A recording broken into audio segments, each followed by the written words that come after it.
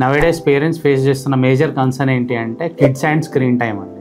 So పిల్లలు literally మాకు mobile ఇస్తేనే అన్నం తింటాము లేదా మొబైల్ ఇస్తేనే చదువుకుంటామని చెప్పి లిటరల్లీ బ్లాక్మెయిల్ చేస్తున్నారు.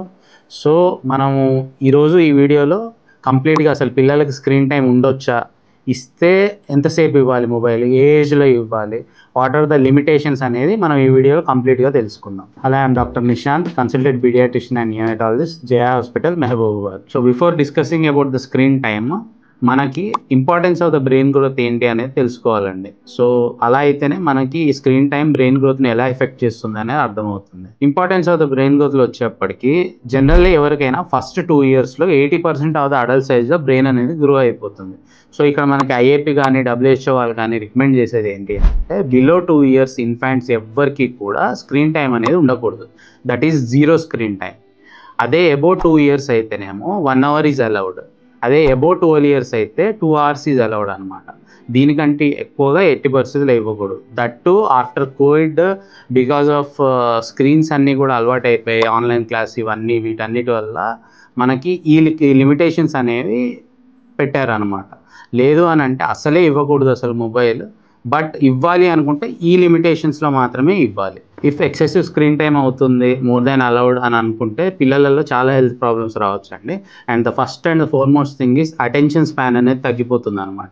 లైక్ వాడికి ఏదైనా పని అప్ప చెప్పామంటే వాడు సస్టైన్ ఒకే దగ్గర కూర్చొని ఆ పని చేయాలి అంటే చేయలేడు అనమాట. బికాజ్ ఈ కంటిన్యూస్గా రీల్స్ అవన్నీ చూడడం వల్ల, ఇవి జస్ట్ ఒక స్పాన్ 30-40 seconds రీల్స్ లేదా 1 minute రీల్స్ చూడడం వల్ల వాడు అటెన్షన్ స్పాన్ అనేది అంత కరెక్ట్గా ఫోకస్ చేసి ఆ పని అనేది చేయలేడు అనమాట.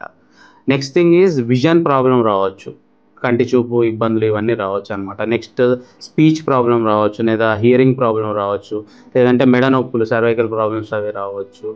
అండ్ మెంటల్ హెల్త్ ఇష్యూస్ రావచ్చు. నెక్స్ట్ ఇన్సోమ్నియా అంటే స్లీప్ డిజార్డర్స్, స్లీప్ అనేది కరెక్ట్గా ఉండకపోవచ్చు.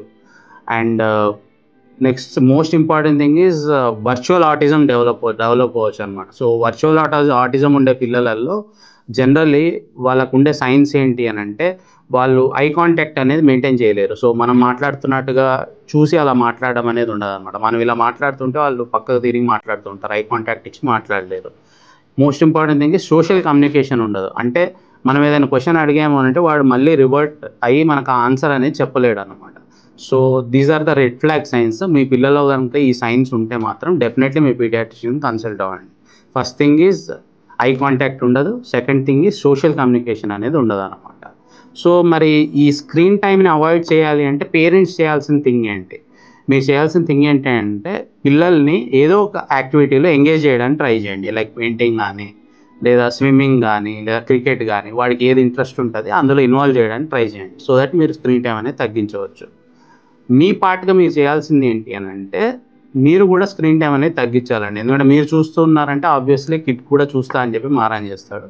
సో మీరు కూడా తగ్గించేసి పిల్లలతో క్వాలిటీ టైం స్పెండ్ చేయడానికి ట్రై చేయాలి. Thank you.